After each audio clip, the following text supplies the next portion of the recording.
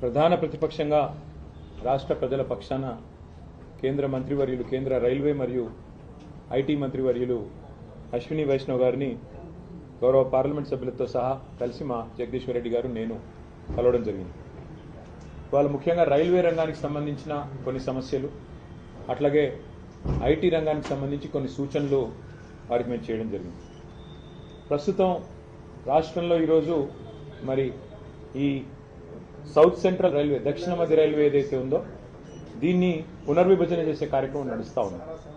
మేము గౌరవ మంత్రి గారికి చెప్పింది ఏమంటే దయచేసి మీరు కాజీపేట ప్రజల కోరిక, వరంగల్ ప్రజల కోరిక కాజీపేటలో రైల్వే డివిజన్ కావాలని రావాలని, అందులో భాగంగా దయచేసి కాజీపేటలో ఒక రైల్వే డివిజన్ని ఏర్పాటు చేయాలని చెప్పి మేము వారిని కోరడం జరిగింది. ఇది మా ప్రతిపాదన కాదు, రైల్వే ఉద్యోగులు రైల్వేకి సంబంధించిన నిపుణులు చెప్తున్న ప్రతిపాదన.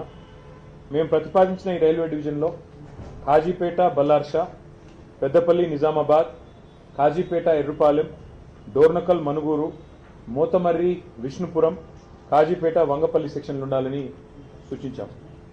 రైల్వే ఉద్యోగులు కూడా ఈ విషయంలో సంపూర్ణ మద్దతు తెలియజేస్తూ ఉన్నారు. ఇక్కడ విషయం ఏమంటే 900 కిలోమీటర్లు మాత్రమే ఉండే గుంటూరుని ఒక డివిజన్గా చేస్తూ ఉన్నారు. మాకు ఆ విషయంలో అభ్యంతరం లేదు. అట్లాగే 2200 కిలోమీటర్లతో విజయవాడ గుంతకల్ డివిజన్ పనులు కూడా జరుగుతూ ఉన్నాయి. మరి ఇక్కడ కాజీపేటలో దాదాపు 2000 కిలోమీటర్ల ట్రాక్ ఉంది కాబట్టి దీన్ని కూడా డివిజన్గా ఏర్పాటు చేయాలని కోరాం. అట్లాగే మా రవిచంద్ర గారు కూడా కొత్తగూడెం డివిజన్ ఏర్పాటు చేసే సాధ్యాసాధ్యాలు పరిశీలించాలని చెప్పి వారు కూడా వివరంగా మరి మంత్రి గారికి రిప్రజెంటేషన్ కూడా ఇవ్వడం జరిగింది. సో కాజీపేట డివిజన్ అనేది ఒక డిమాండ్గా, అట్లాగే కొత్తగూడెం డివిజన్ అనేది మరొక డిమాండ్గా సాధ్యాసాధ్యాలు పరిశీలించి ఏ రకంగా చేస్తే బాగుంటుందో మరి న్యాయం చేయాలి అని చెప్పి వారికి కోరడం జరిగింది. అట్లాగే మీరు హైదరాబాద్ నుంచి కరీంనగర్ దాకా ఉన్న కొత్తపల్లి మనోహరాబాద్ రైల్వే లైన్ ఏదైతే ఉందో పెద్దలు కేసీఆర్ గారు ఆనాడు కేంద్ర మంత్రిగా ఉన్నప్పుడు 2004-05 సంవత్సరంలో ఆ రోజు అప్పటి ప్రధానమంత్రి మన్మోహన్ సింగ్ గారిని ఒప్పించి ఆనాటి కరీంనగర్ పార్లమెంట్ సభ్యుడిగా కేసీఆర్ గారు కొత్తపల్లి, మనోహరాబాద్, సిద్దిపేట, సిరిసిల్ల, వేములవాడ మీదుగా చొప్పదండి నియోజకవర్గం మీదుగా కరీంనగర్కు కలిపే ఈ బ్రాడ్ గేజ్ రైల్వే ప్రాజెక్టును ఆ రోజు మంజూరు చేయించారు, దాదాపు 21 సంవత్సరాల కిందట. ఇది మొత్తం 151 కిలోమీటర్ల ప్రతిపాదన. కానీ ఎప్పుడైతే కేసీఆర్ గారు మరి తెలంగాణ ఇవ్వనందుకు నిరసనగా కేంద్ర మంత్రివర్గం నుంచి పక్కకు జరిగారో 2006లో, 2006 నుంచి 2014 వరకు 8 సంవత్సరాలు కాంగ్రెస్ ప్రభుత్వం ఆ ప్రతిపాదనను పూర్తిగా కోల్డ్ స్టోరేజ్లో పెట్టింది, పక్కన పెట్టింది. ఆ తర్వాత తిరిగి మళ్ళీ తెలంగాణ ఏర్పడ్డ తర్వాతనే మళ్ళీ ఇక్కడ కేంద్రంలో బీజేపీ ప్రభుత్వం వచ్చినాక మేము వారిని సంప్రదించి వారికి కొన్ని మరి కీలకమైన నిర్ణయాలు తీసుకోవడం వల్ల ముందుకు కదిలింది.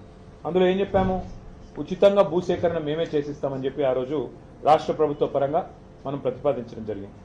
అట్లాగే 3వ వంతు ప్రాజెక్టు నిర్మాణ ఖర్చులో కూడా 3వ వంతు మేము భరిస్తాం, 1/3 కాస్ట్ మేము భరిస్తామని చెప్పాం. ప్రత్యేక ఒప్పందం చేసుకున్నాం. అప్పుడు పనులు 2014 తర్వాత మొదలైనాయి. మరి మొదలైన పనులు మధ్యలో కోవిడ్ వచ్చినా ఇంకా ఇతరత్ర సమస్యలు వచ్చినా మోడీ గవర్నమెంట్ సహకరించకపోయినా మనోహరాబాద్ నుంచి సిద్దిపేట వరకు సుమారు 76 కిలోమీటర్ల వరకు రైల్వే లైన్ పూర్తయింది. పూర్తయి అక్టోబర్ 3, 2023 అంటే మేము దిగిపోకంటే 2 నెలల ముందే ఆ 76 కిలోమీటర్లు పూర్తి చేశాం. కానీ మిగతా 75 కిలోమీటర్లు ఏదైతే ఉందో సిద్దిపేట, సిరిసిల్ల, వేములవాడ అక్కడి నుంచి మనకి చొప్పదండి మీదుగా కొత్తపల్లి పోయేది, ఇంతవరకు మళ్ళీ 2.5 సంవత్సరాల్లో కాంగ్రెస్ ప్రభుత్వం వచ్చింది, మళ్ళీ ఆ రైల్వే లైను మళ్ళీ ఆగమైపోయే పరిస్థితి ఉంది. అందుకే ఇవాళ కేంద్ర మంత్రి గారిని తెలంగాణ ప్రభుత్వం ఇంకా కొన్ని డబ్బులు ఇవ్వాలి. మనం గతంలో చేసుకున్న ఒప్పందం ప్రకారం 416 కోట్ల రూపాయలు మరి ఇవ్వాలి.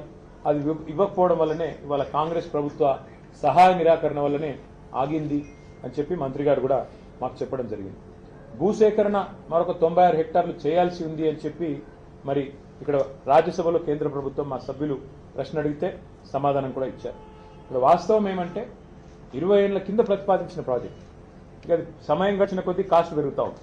అందుకే మంత్రి గారికి గుర్తు చేశాం, మొదలు మంజూరైనప్పుడు 1160 కోట్లు ఈ రైల్వే లైన్ యొక్క అంచనా వ్యయం. ఈరోజు అది 2780 కోట్లకు పెరిగిందంటే డబల్ కంటే ఎక్కువైంది. ఈ ప్రాజెక్ట్ వల్ల లాభం ఏంటి ఈ రైల్వే లైన్ వల్ల అంటే మధ్యలో టెక్స్టైల్ హబ్గా ఉన్న సిరిసిల్ల మరొక తిరుపూర్ స్థాయిలో తమిళనాడులో ఎదిగేదానికి ఆస్కారం ఉన్న ప్రాంతం సిరిసిల్ల. వాళ్ళ సిరిసిల్ల నుంచి వస్త్ర ఉత్పత్తులు అపారెల్ పార్క్ కానీ టెక్స్టైల్ పార్క్ కానీ అక్కడి నుంచి ప్రపంచ విపణిలోకి పోతా ఉన్నాయి, ప్రపంచ మార్కెట్లోకి పోతా ఉన్నాయి. ఇవాళ న్యూయార్క్ దాకా అమెరికా దాకా కూడా సిరిసిల్లలోని కొన్ని కంపెనీలు తమ తమ టెక్స్టైల్ ఉత్పత్తులను వారు ఎక్స్పోర్ట్ చేస్తూ ఉన్నారు. అట్లాగే పక్కన దక్షిణ కాశీగా పేరుపడ్డ